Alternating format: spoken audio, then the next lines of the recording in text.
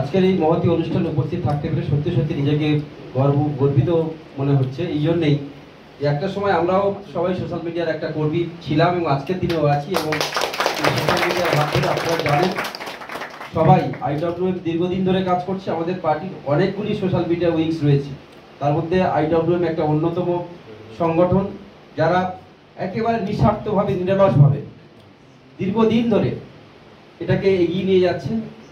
এই IWM এর সকল সভাপতি সম্পাদক থেকে শুরু করে কমিটির যারাই এখানে উপস্থিত আছেন এবং যারা উপস্থিত হতে পারেনি তাদের সকলকে এবং সকল কর্মীবৃন্দকে একযোগে আমি আমার অন্তঃস্থল থেকে ধন্যবাদ, কৃতজ্ঞতা, প্রণাম, সালাম, অভিনন্দন জানাই যে মুদ্রাপুরে এরকম একটি ছোট্ট অনাড়ম্বর হলেও একেবারে সকলের যে সহযোগিতা, মনের দিক থেকে এগিয়ে আসা এবং এটাকে আরো শক্তিশালী করার যে উদ্যোগ, সেই উদ্যোগকে সাধুবাদ জানিয়ে দু একটি কথা না বললেই নয়।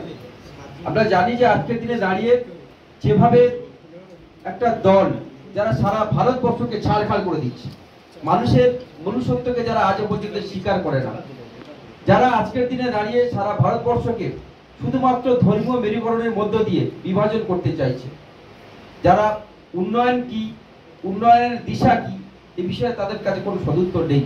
আজকে সেই জায়গায় থেকে দাঁড়িয়ে আমাদের প্রিয় মুখ্যমন্ত্রী মাননীয় মমতা বন্দ্যোপাধ্যায়, বাংলার জননেত্রী, তিনি চেষ্টা করছেন বাংলার আপামর জনসাধারণকে সামনে রেখে সকলকে সঙ্গে নিয়ে, হিন্দু মুসলিম জৈন পার্সি সকলকে সঙ্গে নিয়ে ভারতবর্ষের যে ঐক্য, সেই ঐক্যকে সুদৃঢ় করার জন্য তার যে প্রচেষ্টা, বাংলায় হোক বা বাংলার বাইরে ভারতবর্ষকে একটা অখণ্ড ভারতবর্ষ উপহার দেওয়ার জন্য যেভাবে স্বাধীনতা সংগ্রামীরা গতদিনে আন্দোলন করেছিলেন, আজকের দিনে দাঁড়িয়ে মমতা বন্দ্যোপাধ্যায় সেই জায়গা থেকে একটা অগ্রণী ভূমিকা বরাবর নেয় এবং আমরা জানি তার সেই কর্মকাণ্ডকে জনসমক্ষে তুলে ধরার জন্য জনমানসে তুলে ধরার জন্য আমাদের যারা কর্মীরা নিরলসভাবে প্রচার করছেন, আমি তাদেরকে কুর্নিশ জানাই।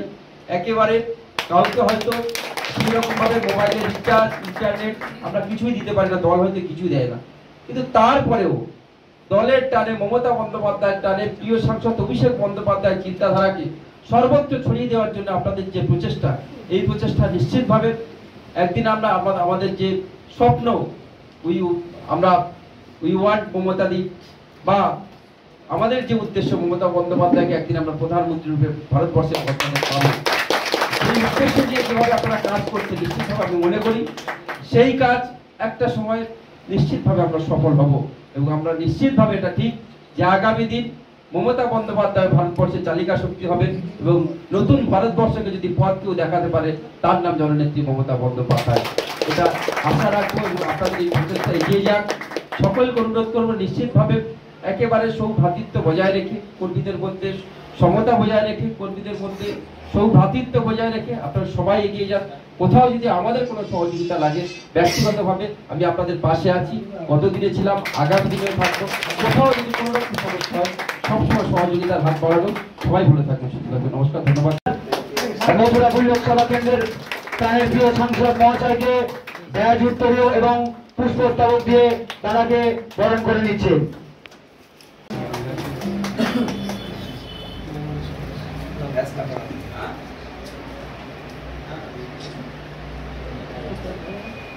সবাই মিলে অভিনন্দন জানান এমপি সাদ্দাম হোসেন লস্কর। দিদির যে আমাদের বার্তা দেবেন সেগুলোকে যেন পাথেয় করে আমরা 26-এর লড়াইটাকে এগিয়ে নিয়ে যেতে পারি, সেখানে যেন আমাদের কোনো ফাঁক না থাকে, কোনো ত্রুটি না থাকে। আর IWM কিন্তু এখন আর শুধু সোশ্যাল মিডিয়ার মধ্যে সীমাবদ্ধ নেই। IWM কিন্তু এখন আমরা ফিল্ডে, আমাদের গ্রাউন্ডেও কিন্তু কাজ করছে। তো সুতরাং সেই জিনিসটাকেও মাথায় রাখতে হবে এবং তার সঙ্গে সোশ্যাল মিডিয়াটাকে অবশ্য করে এতটা স্ট্রং বানাতে হবে যাতে যত আমরা এর আগে দেখেছি আরজিকর ইস্যু, এর আগে আমরা দেখেছি মুর্শিদাবাদ ইস্যু, এবং আমরা আশা করব যে বিরোধীরা যত ভোট এগোবে তত এরকম বিভিন্ন রকম ইস্যু তৈরি করবে এবং ফেক প্রোপাগান্ডা ছড়াবে। তো সেই জায়গাতে আমাদের যেন কাউন্টার কোনো রকমভাবে কোনো লুজ না হয়, প্রত্যেকটা ফেক নিউজের এগেনস্টে আমাদের একসঙ্গে রুখে দাঁড়াতে হবে। সেখানে যেন কোনো রকম কেউ ভয় না পায়, কোনো রকম অন্যরকম মানসিকতা মনোভাব পোষণ না করে।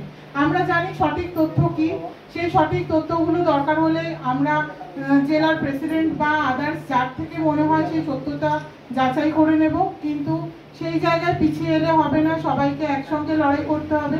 কারণ যে কোনো ফেক নিউজের বিরুদ্ধে যদি কারণ আমাদের দল কিন্তু আবেগে চলে, সেখানে কিন্তু টাকা পয়সার লেনদেন হয় না। যেগুলো বিরোধী দলেরা সেই ফেক নিউজগুলো চড়ায়, ভোটের আগে অনেক ফেক অ্যাকাউন্ট তৈরি হয়, হাজার হাজার ফেক অ্যাকাউন্ট তৈরি হয় এবং সেখান থেকে অনেক ফেক নিউজ ছড়াতে থাকে।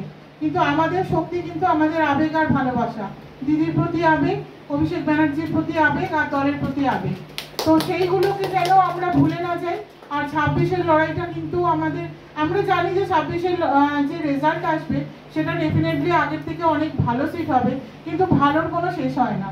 আমাদের লক্ষ্য কিন্তু 230, 240, 250 নয়। আমাদের লক্ষ্য কিন্তু বিজেপির যেন এবারে আর বিরোধী দলনেতা বলে কোনো পোস্টই না থাকে, সেই জিনিসটা কিন্তু সবাইকে মাথায় রাখতে হবে এবং সেটাই আমাদের টার্গেট।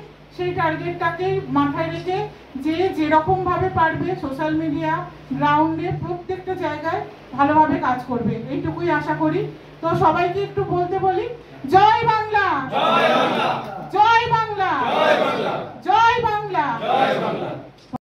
আজকে ইন্ডিয়া ওয়ান্স মমতাদি সোশ্যাল মিডিয়া কমিউনিটির উদ্যোগে এই সুন্দরবন সাংগঠনিক জেলায় একটি পর্যালোচনা হয়েছে এবং সেখানে আমি তৃণমূল কংগ্রেস আইটি সেলের সাধারণ সম্পাদক হিসেবে উপস্থিত ছিলাম এদের আমন্ত্রণে। এবং এখানে আমি যেটা দেখলাম যে প্রত্যেকে অত্যন্ত আগ্রহী।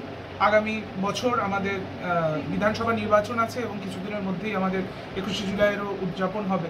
এই সব কিছু মিলিয়ে আমাদের যে সোশ্যাল মিডিয়া কর্মীরা, তাদের মধ্যে উদ্দীপনা আছে এবং এই জেলাতে আমরা তৃণমূল কংগ্রেস চিরদিনই খুবই ভালো আমরা পারফর্ম করেছি, এবারেও আরও ভালো পারফর্ম করব, সেটাই আমাদের আশা। গোটা দক্ষিণ 24 পরগনায় যাতে সবকটি আসন তৃণমূল কংগ্রেসের কাছে যায়, সেটাই আমাদের উদ্দেশ্য। এবং সেই জায়গাতে দাঁড়িয়ে সোশ্যাল মিডিয়া কর্মীদের একটা বড় ভূমিকা।